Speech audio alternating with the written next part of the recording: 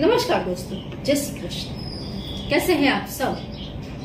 उम्मीद करती हूँ खुश होंगे, सुखी होंगे, संपन्न होंगे। दोस्तों, काफी जो हमारे व्यूवर्स हैं, सब्सक्राइबर्स हैं, जो शत्रुओं को लेकर के बहुत परेशान हैं, बहुत परेशान हो गए हैं, जो थोड़े से भी कमजोर हैं, जो दुष्ट लोग हैं, उन्हें बहुत परेशान करते हैं। ये बिल्कुल हकीकत बात है। कई बार मैं अपनी वीडियोस में बताती हूँ कि दुष्टों को माफ कर दें। दुष्टों को यदि आप माफ करते हैं तो कुदरत उन्हें सजा देती है, और कुदरत जो उन्हें सजा देगी उतनी बड़ी सजा आप उन्हें दे भी नहीं सकते। एक बहुत सिंपल सी चीज है समझने वाली दोस्तों, कि शत्रु आपका कोई भी है, कैसा भी है, वो दुष्ट है। यदि वो सच में दुष्ट है, ऐसा नहीं है कि आपके उसके थॉट्स अलग है, विचार अलग अलग है, आपका कोई आपकी कोई ऐसी बात है जो वो नहीं मान रहा हो कहना। काफी लोग ऐसे होते हैं जो बहुत ही ज्यादा इगोइस्ट होते हैं, और दूसरा व्यक्ति उनके ईगो को सेटिस्फाई नहीं करता है, वो अपनी लाइफ में मस्त है, तो उसे अपना शत्रु मान लेते हैं। मैंने खुद अपनी लाइफ में कितने ऐसे लोगों को देखा जो काफी हद तक इगोइस्ट है, और कुछ अच्छे लोग जो उनके चमचे बनना स्वीकार नहीं करते, वे उनके दुश्मन बन जाते हैं।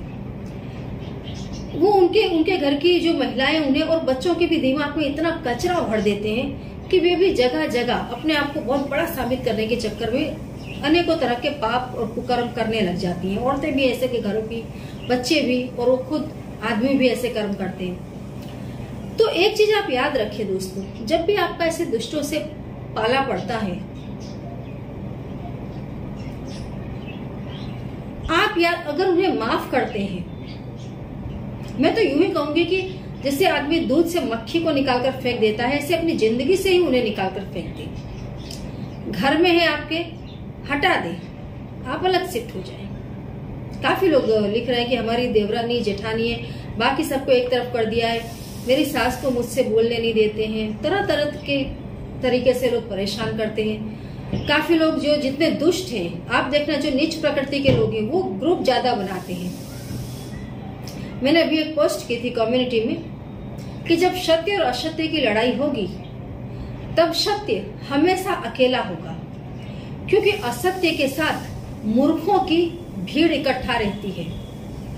आप देखना दोस्तों, क्योंकि मैंने तो ये देखा है मेरी नजरों से, जो दुष्ट प्रकृति के लोग हैं, जो नीच प्रकृति के लोग हैं, इनके ग्रुप्स होते हैं और इस तरीके से आप पर अटैक करते हैं। ऐसे में दोस्तों अपना हौसला बिल्कुल भी ना खोएं। तो दोस्तों ऐसे लोगों को आप अपनी लाइफ से हटा दें। जब तक सामना कर सकते हैं करें, उसके बाद आप इन्हें हटा दें, क्योंकि आपकी लाइफ में और भी बहुत कुछ है करने के लिए। सिर्फ इन दुष्टों से जूझना ही जरूरी नहीं है। और एक चीज आप याद रखें दोस्तों, भगवान श्री कृष्ण ने द्रौपदी से कहा था कि इस समय तुम्हें बदला लेने की बहुत तीव्र इच्छा है, लेकिन इसी समय तुम उन दुष्टों को माफ करो। जब तुम उन्हें माफ करोगी, उसी क्षण से कुदरत अपना काम करना शुरू करेगी। और कुदरत जब किसी को दोस्तों दंड देती है, तो उसका वर्णन करना भी मुश्किल होता है, क्योंकि आप जब किसी को दंड दोगे तो सामने आप हो, आपकी बॉडी दिखाई दे रही है लोगों को। आप जो भी कर्म करोगे उसका फिर एक फल भोगने के लिए आपकी बॉडी को, प्रकृति को निमित्त बनाना पड़ता है, आपकी बॉडी को निमित्त बनना पड़ता है। आज आप किसी के साथ कितना भी बुरा करोगे, कल उठ करके आपको जब आप दूसरा जन्म लोगे, या इसी जन्म में आने वाली जिंदगी में आपको उसका फल भोगना पड़ेगा। आपकी बॉडी को, आपके दिमाग को सहन करना पड़ेगा।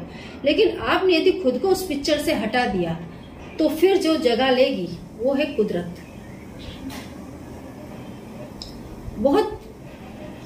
बहुत व्यवस्थित ढंग से मैं आपको बताने की कोशिश कर रही हूँ, क्योंकि काफी लोग बहुत परेशान हो जाते हैं दुष्टों को लेकर के, कि लोग हमें यूं परेशान कर रहे हैं, यूं परेशान कर रहे हैं। आपने देखा होगा पांडवों ने सब कुछ त्याग दिया, वन की तरफ चले गए, दुष्टों को वो नहीं किया। भगवान श्री राम ने वनवास ले लिया, उस जगह को ही छोड़ दिया, और उसके बाद जो हुआ वो दुनिया जानती है। मैंने पहले भी अपनी काफी वीडियोस में बताया है कि जब आप उसको माफ कर दोगे, और फ्यूचर में जब कुदरत ने आपको मौका दिया और आपने पलटवार किया तो वो भी बहुत आलीशान होता है। लेकिन उस समय उस चीज को हटा दो। बहुत अच्छा तरीका मैं आप सबको बताती हूँ। उसके बावजूद भी आपको ऐसा लगता है कि नहीं नहीं मुझे तो करना ही है, कुछ तो करना है, मुझे उसकी बर्बादी अपनी नजरों से देखना है। बहुत छोटा सा काम है। आप एक काम करें, मोची जो सबके जूते सिलता है, मोची, आप मोची के पास जाएं। मोची के पास पानी रखा होता है, वो पानी जिसमें दुनिया भर के लोग उसके यहाँ जूते रख करके जाते हैं और उसमें उस पानी में उस जूते को डुबोता है। दुनिया भर की पनौती उस पानी में है। आप मोची से थोड़ा सा पानी ले लें, उस पानी को आप अपने घर में गलती से भी ना आए, नहीं तो आपके घर में भी दरिद्रता, गरीबी और बुरे दिन आने शुरू हो जाएंगे।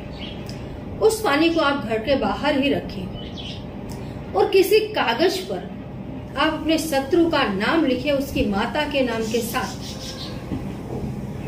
और उस कागज को आप उस पानी में डुबो दें।